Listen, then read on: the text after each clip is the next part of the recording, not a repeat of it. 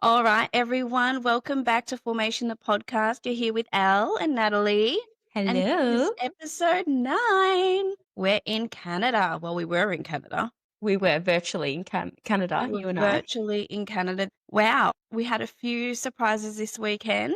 We did. Overall, it was a good, steady weekend of entertainment. It was. Nothing outlandish, but I mean, maybe. Depends on who you're talking to. Last 5 laps definitely gave us something to talk about or stress about. I know, right? Isn't it just always the way? I know the last few races, the last laps have literally given us all the juicy gossip. I know. So we've got so much exciting stuff to talk about today. What stood out for you, Natalie, across like practice? Any surprises in terms of like anyone's pace, consistency? I think practice Charles Leclerc's crash was just Yeah. not good for Well, that was in Ferrari. practice 1, wasn't it? Straight Right off the bat, Ferrari straight into the wall. Yeah. Not Not ideal. where I'd hoped they would start the weekend, that's for sure. Yeah. But, at least it didn't derail Charles too much. Like, he didn't have the weekend of his life, but, Oh, agree. they were able to Yeah. repair the car and things like that, which were good. Yeah. I think unexpectedly, well, I don't know if we say it's unexpectedly anymore, but Williams had really great pace throughout practice. They did, I know. They were on fire. It looked like Williams this weekend were gonna just come all guns blazing and Yeah. really produce some results right from the start, for sure. Yeah, and Alex was being like extremely competitive, which was like awesome. Yeah. It was really interesting to see. We've been saying, is Williams actually on the up? Like, we know they've definitely improved from last year, Yeah. but they have significantly improved since last year. Not just a little bit, a lot. Like, we are Yeah. seeing real good potential in both of the Williams drivers. Isn't a I surprise love for it. And I Carlos. love seeing Carlos coming back up there, showing his promise. I know. So good. Reminding everyone that he's, a really good driver at the end of the day. Yeah. I think it was FP1 when, well, everyone was spinning left, right, and center. There was no grip, that's for sure. It was like, oh, they had a spin. Like, who's spinning next? Yeah. The grip What levels were. what I was really, I just thought, oh, that's a bit interesting. When Oscar walked into the wall of champions, I was like, is this an omen? Yeah, I think a lot of Is people this are thinking that. Is this a look into the future? Is this what we're going to be celebrating in a few months' time? Oscar Piastri, world champion? Is that what's going to be happening? Who knows? Who knows? Who knows? I just thought Max was showing some like hectic pace right from the jump. He wasn't topping every session, but I was like, is this a classic Max Verstappen build every session, quali, Yeah. chuck it on pole, what he usually does, what we've seen him do time and time again. I was thinking it was going to be a Max Verstappen weekend, not going to lie. Yeah, he was really strong. Like, practice 1 topped it. I think maybe even 2, I can't quite remember, but he was really strong. And I feel like as well, something else I found really interesting in practice was quite a few of the drivers had their lap times deleted because of track limits. Yeah, no. What is happening? Just goes to show how important it is to be. They need to be so precise on that track. But yeah, there were so many of them. I thought as well. Enough for one to notice anyway. Yeah, as when the track limits started like popping off, I was like, for quali, track limits is also so interesting because someone could be on pole, then 10 seconds later you see them tumble right back down to the bottom because their lap's been deleted. Yeah. But yeah, it was just a bit all over the shop. Yeah, it was. But yeah, what else? Was there anything else in practice? No, nothing really. I think the midfield, they were quite intense. Like the Astons and Alpine, they were showing some pretty competitive laps as well, which was just obviously indicating that it was gonna be a tight midfield contest. So, oh god, going to qualifying, I was like, what is gonna happen? Exactly right. Because also the other thing in practice was that the McLarens weren't showing their usual pace. No, it wasn't a whitewash that we've been used to seeing. Yeah, so it was, interesting to see that mix up. Yeah, it was. I agree. It was a bit of an unknown weekend. There wasn't a clear front runner. Should we get into qualifying? Let's. Go straight into qualifying. Let's go straight into it. Alex Albon's exploding car. Did you see that? Did I see it? Oh my It gosh. it It looked was like there was a bomb in there and it just went off. you know that song that's doing the rounds on TikTok? It's like, and all of a sudden, poof, Yeah, da. Like, literally. I don't know the song, but it sounds exactly like that. I probably did a really terrible job of trying to impersonate the song. I But know, yeah, it like, was just like, is that normal? what? Like, I'm not a mechanic, but that just looked so bizarre to me. Very not normal, I would say. Yeah. Any Mm. mechanics, let us know. Yeah, yeah, absolutely. So was that was in Q1, hey, in qualifying. Did they end up saying why it happened? Was it the tape? Because they screw it and they tape it. Something wasn't screwed on, taped on properly, obviously. Because, That yeah, was wild. not ideal for Alex kicking off Mm. Q1 because then, yeah, red flag comes out. Like, is that something that obviously completely disrupted his qualifying? Oh, yeah. Half his car was over there and the other half of his car was over there. My legs are over here, my arms are over there. But Literally. obviously, yes, it disrupted him. But how much of that would have it disrupted everyone else in their rhythm of putting in their lap times? And it would have disrupted pretty much everyone. Yeah, for sure. Because as well, they're all on their own little agenda and their schedule that they're used to following. And then it's like, whoop, Yep. plan B or plan Pivot, C. pivot. And it's Exactly. like all of a sudden, one driver's misfortune has just changed the entire grid. Yeah. And, some people capitalize on it and some people do not capitalize on it Yeah. because it all came down to that last lap, which we saw for his teammate, Carlos Sainz, when he Mm. had his little Oh, that was impeding. so disappointing. I know, it was really disappointing. He was on for a Q2 appearance for sure. Yeah. So, how do you feel about Sainz being blocked by Hajar? Because, like, he ended up getting 3 points for that, right? He did. I Oh, sorry, not 3 totally. points, grid places. Yes, he got a 3-place Yeah. grid penalty for that impeding. Hey, like, shit happens. You're not gonna be perfect every weekend, as Yeah. Hajar has shown us up to this date. But as soon as, it was his bad, he threw his hands up in the air. My fault. I'm sorry. I feel bad for Carlos. Yeah. Sorry for ruining his race. And he apologized. Mm. And that is just such a refreshing quality to see in a driver, especially a young driver, because Yeah. we're so used to them blaming the car, blaming the strategy, Mm. immediately blaming the other person and trying to throw shade at the situation.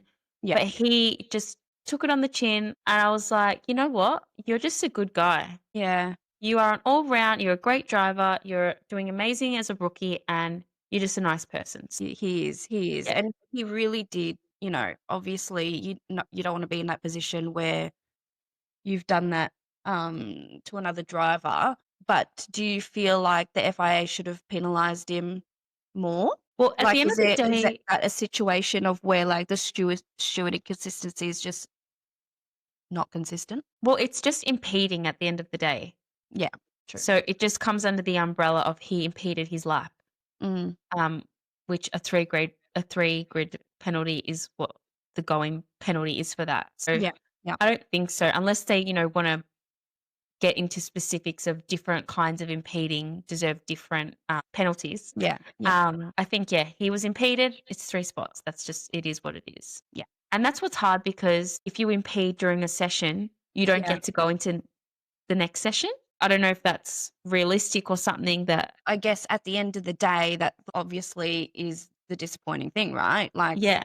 Sainz goes out and Hajar gets a chance to then go into Q2 and then proceed into Q3. So it's just like, well, do you allow them to then go into Q2, race it, but then not go any further? Or like, Yeah, it's like, does the penalty match the crime kind of mm, thing? yeah, Which I think in some situations where it's black and white, you could do the penalty on the spot and say, okay, well, you don't get to go into Q2 or you don't get to go into Q3. yeah, But when it's not so black and white and they need time to go over it afterwards and have a look at things, yeah, it's just setting a precedent for different scenarios. And I just think it's easier to just say, okay, 3-grid place drop. yeah, Do I think it's fair? absolutely. Yeah, No, but what's the solution? I don't know either. It's one of those things. yeah. It's a good Um, conversation, that's for sure. yeah, definitely. Everyone will have differing opinions and views. They will. Qualifying also, I think we should definitely mention Franco Colapinto out Mm, qualifying, Gasly this weekend, making it into Q2. No shade on Gasly, but just a nice little feather in his cap for Colapinto, I think, to just put one on the board. What do you Yeah, I think? really loved seeing him hitting his laps, and just gaining his confidence. I know we say this, and I know, we talk about them as if we know who they are and what's going through their minds, but it was really good to visualize him gaining confidence back and, like, that not old Colapinto, last year, 2024 Colapinto that we are so used to seeing. Getting a little bit of his spark back, Yeah, so good. for sure. What else? So George Ross knocking it out of the bloody park, with that lap time. Oh, he was incredible. He was on Whoa. fire all weekend. Even after that lap, he was just he knew he had done it, and he was waiting for the Talk to the me. yeah, the confirmation on the radio, and it was so funny because then Toto comes on the radio first. Yeah, And you're like, loved "Well, it. when the boss gets on the radio, you know it's good news, you know? Well, it's Yeah. either good or it's bad." It was good in this So case. do you reckon that George's lap was a reflection of Mercedes' true pace, or is it more about he was just, perfect timing and great conditions? I think a bit of both because Mercedes went really well in Canada last year as well. So I think it is a track that suits them, but Yeah. also George is just driving the pants off that car at the moment. So hats off to him. I think he did an incredible job. And with Kimi getting up there as well, it's not a Can't fluke even that, talk about that. yeah, it's not a fluke. I don't think it's a fluke that both of them are up there. You know what I mean? I think Yeah, it definitely no, is an I indication of agree. pace. Yeah, I think the car's For doing sure. great things for them, but I also just think George's form is possibly here to stay, and I'm so excited about it. And of course, I didn't have him in my predictions this week, I know. You and left he him nails it. out. Crazy, crazy Mm. times. What else was there? Also qualifying, we can speak about this at any point in the weekend, but I did want to mention Lance Stroll.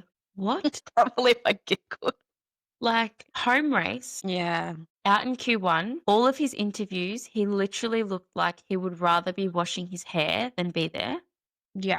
Zero I don't know excitement. did he ever take his sunnies off? I don't know. Why are his sunglasses on? He's inside. Yeah. That's the one thing I noted the whole time. I'm like, "Oh, this guy is just, rolling up today with his sunnies. They're not coming off his head." I really, really want to like him, and I want to believe that he's just shy and he's just quiet and he's not like that spoiled child, daddy's boy that the media is portraying him as. But he just doesn't help himself. No, he doesn't. Essentially, what I'm thinking of Lance this year is that he's kind of just keeping his mouth closed and just trying to let his racing do the talking. And admittedly, he has really improved this year, right? In comparison to last year.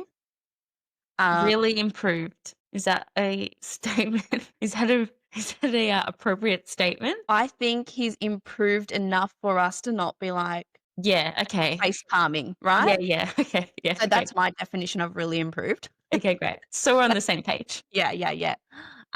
But saying that again, and I'm not defending him, but he did, have surgery. Did he have surgery? Because that wrist was in his pocket. He never spoke about what surgery he has. Not that he's obliged to. No, but You've that's just a good missed question. I the did race. hear someone talk about a surgery. I can't quite remember who it was. No, they're saying he had a surgery. Yeah. But also, did he get out of the car after qualifying last week, lose it in his I want to garage, see the stitches. Is that what you're saying? literally not get Peel back weighed? the tape and show me the stitches. That's why he wasn't racing. And this week, he walked in with his tail between his legs because he knew that he did something wrong. They've put tape on his wrist and they're like, okay, just tell him you had surgery. Or is that what happened? I love this conspiracy theory. I feel like everyone's Oh. thinking it, but no one is saying it. Yeah. It's like one of those things when you just don't talk about Max doing bad things because you don't want to upset him. It's the same Yeah, thing. exactly. But no, I do want to believe that he had surgery. Like, I'm sure he Yeah. did. Yeah. But a little Okay. part of me is just like, wouldn't you be more excited? You're at your home race, get a bit uppity. Martin Brundle's Get grid a bit walk. uppity, like your sister's in that garage, Yeah. cheering you on. Like, come on. Martin saw him on the grid before and he's like, Lance, your home race. You excited? He's like, yeah. And then he just kept walking. It's just like, Martin's face was just like, well, that's a word. Yeah. I don't know. Oh. Everyone's different. Everyone shows emotion differently. Yeah. maybe we just need to accept that that's as much as we're going to get from him and move on. Yeah. Yeah. No, look, I totally see where you're coming from. I'm there with you. I'm just trying to give him a little bit of benefit of the doubt, but Yeah, no, I agree.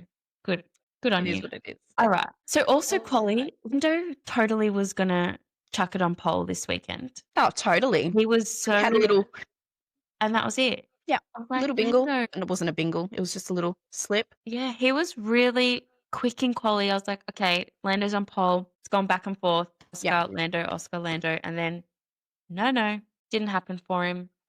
Do you think, yeah, I mean, it was super disappointing where he ended up being 7th, shocking. But do you think the traffic management situation was pretty dire? Yeah, I feel like so many drivers encountered so much traffic during their flying laps, which would have definitely impacted their times. But I guess that just yeah. the track is a shorter track. Yeah. So that's what's going to happen on a shorter track. It's like Monaco. Shorter lap, the shorter the lap, the more traffic you're going to encounter because there's less road for the cars to drive, basically. So Yeah.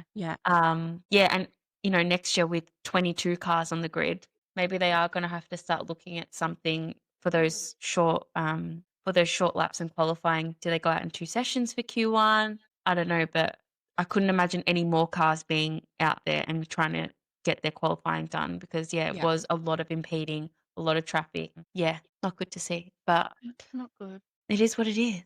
Yeah. And then, sorry, you go. You go. I was going to jump to Sunday, but if there's anything else you want to add before we get to the race. No, I think just like to round out qualifying, it was really interesting that, as you said earlier, Lando was really outperforming Oscar prior to 3, and then definitely would have gotten up onto pole if it wasn't for that little slip. But when Oscar banged in his last fast lap, I was like, whoa, where did that come from? Like, super strong showing from him. But obviously not strong enough because Max did one up on him as well. And so again, Max was great this weekend. He was. Yeah. Consistent. Which is just so, jarring in terms of the car that he's got and who he's up against and how he's still just making magic moves. Literally. He's a weapon behind the wheel. Absolutely. For sure. Absolutely. So Right. I guess let's go. Let's go. So we had the race on Sunday. We had George Russell taking his first win of the season.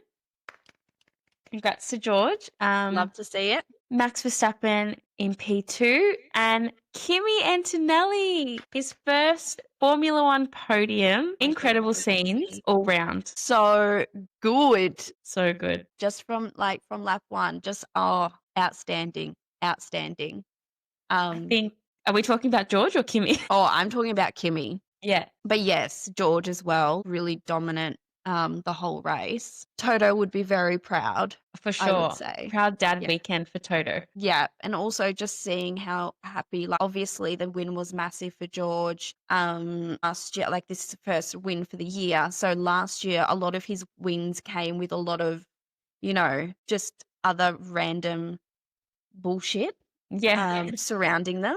Yeah. Whereas this one, he truly Deserved it, dominated the whole thing. The trifecta. Yeah. He got really pole, did. win, and fastest lap. He couldn't have got any more points if he tried. Did he get fastest lap? He got fastest lap as well. So, oh my God, I didn't know that. Yeah, he did. He got the trifecta. So go George. And I think, I don't know about you, but before the race started, when I knew it was Max and George on the front row, I was petrified. I was so petrified. And I feel bad for saying this, but there was a little bit of doubt in me. I wasn't convinced that George was going to convert it into a win. Yeah. I think when Max is on pole, you're like, Max is going to win. When Lando's on pole, Lando's going to win. Yeah. Oscar, same.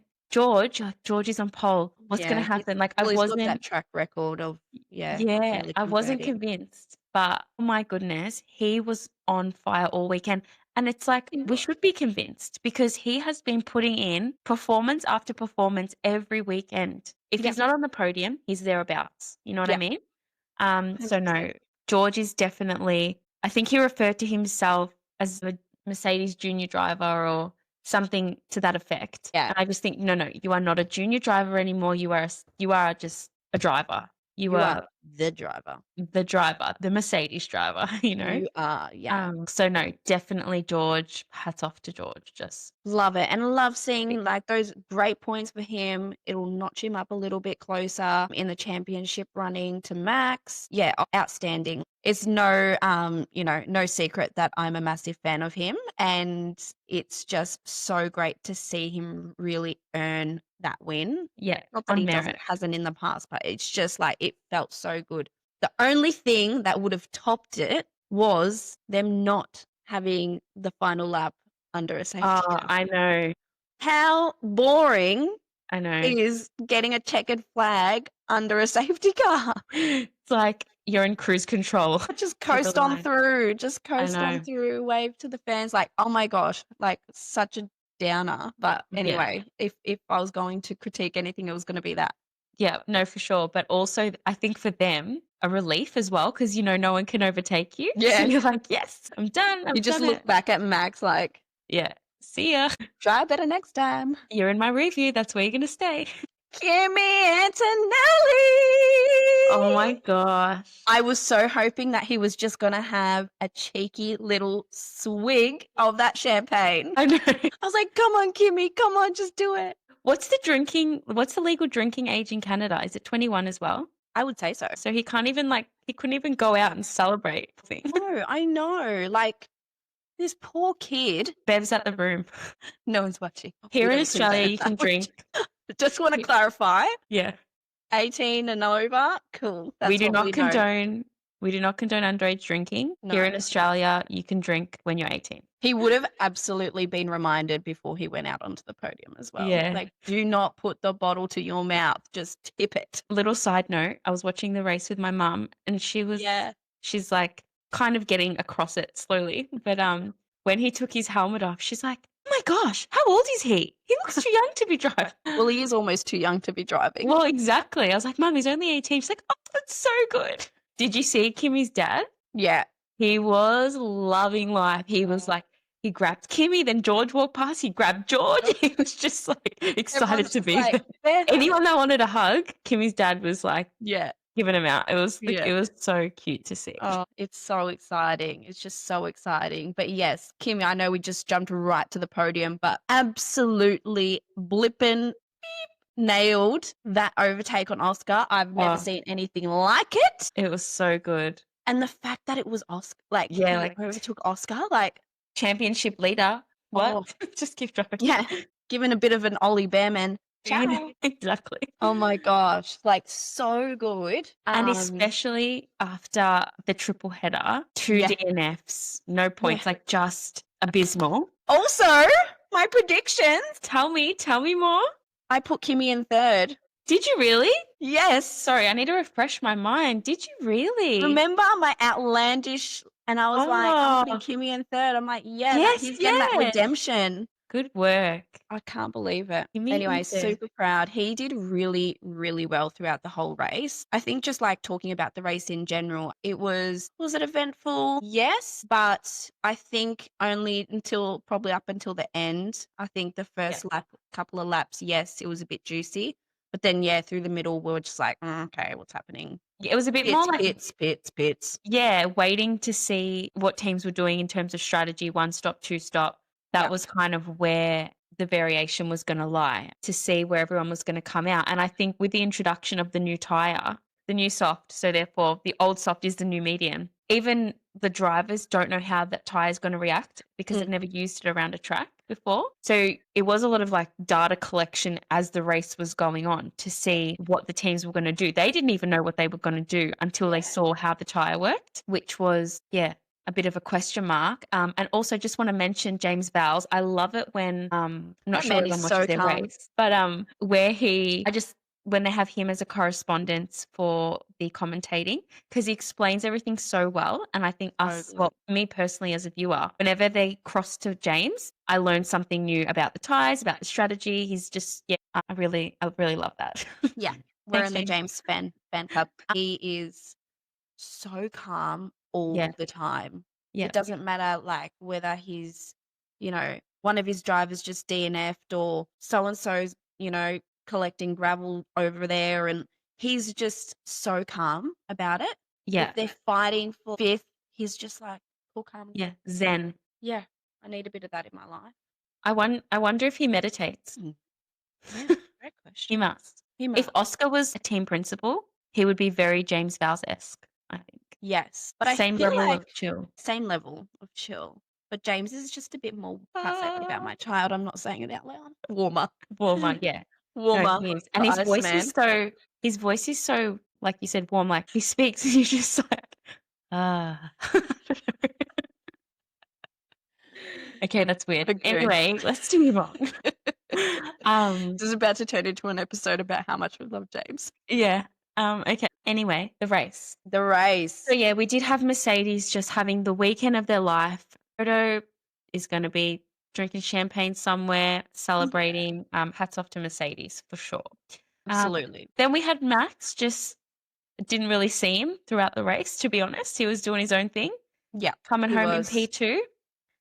Just consistent. He'll put the car wherever, whatever the limit of the car is that weekend. Best be sure Max Verstappen is getting the car into that position. And I think Over. He's going over. above and beyond. Yeah, out driving his car. Yeah, absolutely. Yeah, for sure. With the safety car finish, do you reckon if we didn't have the safety car, do you think we would have had like a real proper Verstappen-Russell showdown, or do you think that Russell was just a tad ahead? Yeah, no, I think we were going to maybe get Antonelli Verstappen battle, weren't we? I think that's where it was Closer. It was Oscar was catching. Oscar was catching. Was on the tail of Antonelli, but not as much as what Lando was on the tail of him. So yeah, it kind of ruined that. And then I don't know if that was obviously hindering Kimi because he was having to defend for his life, but also trying to catch Max. It was a real close fight. If we didn't have the safety car, the potential was high for some more battles. We obviously got the Lando and Oscar battle.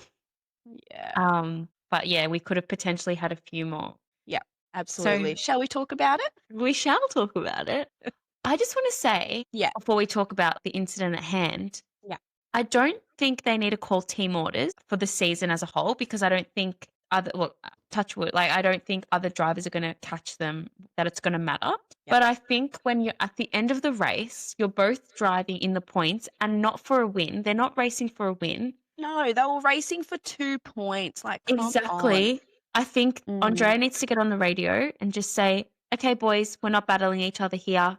We want this haul of points. We want P5 and P6, whatever it is, finish the race. You know, you're not on lap 44 of 7. You're on the last few laps of the race. They need to just come over the radio and just say, boys, not today. Finish the race. Keep it clean. You know? I know, that was really frustrating. And it was actually quite interesting because I heard it over the radio when the race was on, but also Ted made a point of it to Andrea afterwards saying, you know, was Will edging him on to really push to get past Oscar? And it did sound like that. And it sounded like it was just almost like nothing that we had heard earlier in the year. Yeah, no, for sure. So it was just a bit like, well, you know, he did get told to push. I mean, admittedly, the incident, I don't think it's Will's fault because I think maybe it's not Will's fault, but it just comes down to that whole greater, you know, the team orders. You're either fighting for the 2 points or you're not. It's not worth it. Like, why? At the end of the day, Lando knocked himself out of the race, lost so many points in the battle for the championship, and McLaren lost points for the team. Not that I think it's going to make a huge difference in the constructors' battle, but it's just not necessary. I love to see them go racing, but I just think that's the thing, right? It was so exciting. It was like I was off my couch, this close to my TV, just watching this happen. And it was nice, wheel to wheel. And they really just did it so well. And then they until they didn't. Last turn. And I was, oh my God, he's not going to let him get away. Yeah. Thank goodness. Imagine if Oscar. Yeah, I know. That's what I was thinking. I was like, if they were both in the wall, gosh. That would have been really bad. The Monday morning McLaren meeting would have not gone. Yeah. And I, like, when it happened, obviously when it happened, it was just all smoke. Like, you couldn't really see anything until they did the replay. And I was just thinking to myself, my God, I really just, for the sake of the camaraderie they've had lately and just, just team spirit. I really hope that it was Lando that did it. Yeah. I was like, we really know. don't need Oscar to be, in the shit here. I know. And I Um, think, again, we did say with Isaac, but Lando straight away admit a fault. Yeah. It's not going to make Oscar immediately feel better. Just taking that accountability, I think, takes the sting out of it and just shows. And you could tell that afterwards in Yeah. the pen when Lando did go up to Oscar for the first time while they were being interviewed. I was straight out like, it is what it is. Like, we've got to move on. The McLaren PR training is on point. Those boys know how to answer the questions. Oh, Yeah. yeah, for sure. And I think maybe with a bit of desperation, Lando wasn't thinking about the race at hand. He was probably thinking about the championship, and it just got the better of him a little bit in that instance. But it is what it is. The thing that gets me, Natalie, is Okay. that this is the size of the car and this was the size of the gap, and how he thought he was gonna to get in. I was just like, what in his right mind? Like, he was not in his right mind. No, but I think he was just like, maybe he'll move. Maybe Oscar will move over and I'll squeeze in. I don't know. It's like they were playing chicken with the cars. Yeah. And no one gave You in. don't. No one gave in. Yeah. Oh gosh. But end of the day, the penalty was given, justice was served, I guess. Yeah. And Lando was the one that paid the price. Yeah. But I hope Lando comes back next week with a win just to keep the points close, because I really want to battle until the last race. Yeah. Yeah. I don't know. We'll see. But we'll see. Oscar's kind of not putting a foot wrong, is he, at the moment? No, but it was not his usual dominance. It was just like, what's going on here? What's Yeah. happening? But I think he still was happy with his performance, even in his interviews afterwards. Like I think he felt he got the best out of the car. Yeah. It's not like he really underperformed significantly. Yeah. He was happy at the end of the day with where he placed. So maybe that was the best the McLaren could do this weekend. I will never know. Yeah. But he's still winning. He's still in front of the championship. So I don't think he's going to be too mad about his performance. No, not at all. Hopefully No. he'll pick it back up next week. Yeah. Who else do we need to talk about? Well, what about your friends over at Ferrari? So I don't know. if you're Fred right now, Poor Fred. what are you doing about Ferrari's issues? Because Well, is it I the don't think car? Is it strategy? Is it the drivers? I think Fred knows what the issues are, and Fred, being very diplomatic in his response in the media, doesn't want to address it. I think he said clearly, you've replaced team principals, you've changed the drivers. Yeah. There's one thing left to change, and they aren't doing it. The culture at Ferrari, the way they hire and fire, it's not worked in the past, so they need to look to a different area. And I just think the strategy, the communication, it's not good enough. It's not good enough. Aside from that, Lewis in the race, he did have damage, which we found out towards the end. It makes me so sad. Obviously, he's sad about it as well. But that's a whole nother conversation, right? And I'm sorry, I'm just hijacking your train of thought here. There is also something that I don't think a lot of people consider is these racetracks are in natural environments where you've got wildlife. What's with the wildlife safety? How are we dealing with this? How are they going to deal with this better in Montreal? We always have a groundhog on the track. How do you deal with this? Groundhog fences? I don't know. How do you keep? I don't know. Do you just? I don't know what the solution is, but really, logistically, wildlife safety is important, guys. Figure it out. I know. Oh my god. Sorry, I shouldn't laugh. It's really sad. I'm just being very dramatic, but it's true. No, it's sad. Oh, I love animals, guys. Just got the giggles. Yeah, no, they do need to sort that out, because even in Singapore with the lizards, there's always something running onto the track. And it is what it is. Like, unless it's in an enclosed indoor environment, which it never is going to be, this is what's going to happen. Yeah. But no, we are very sad about the groundhog, and RIP. Moving on. What else? Haas, 200th race of its Formula One career. Yeah. Esty Bestie. Chuck's in an amazing weekend, and we get Haas points for their 200th race, which very fitting. So good. Also, Hulkenberg. I know. 2 weeks in a row. Points for Hulkenberg. What is happening? Is our disillusion of him making a podium going to happen? Oh my gosh. The more we manifest it, the more probable it's becoming, because 2 weeks in a row, Hulkenberg scores points for Sauber. I know. Stranger things have happened, I just can't wait. I can't wait for the next thing. What is it? I know. So good. And an Alonso solid finish. At least someone was doing something for Daddy Stroll Aston. this weekend. Getting some points, because Lance definitely didn't. Yeah, I think if Aston keep improving their car and Adrian really delivers next year, who knows what can happen. Alonso never really puts a foot wrong. He's consistent, can drive anything. If the car underneath him is fast, will we see a Fernando Alonso World Championship again? Is it in the future?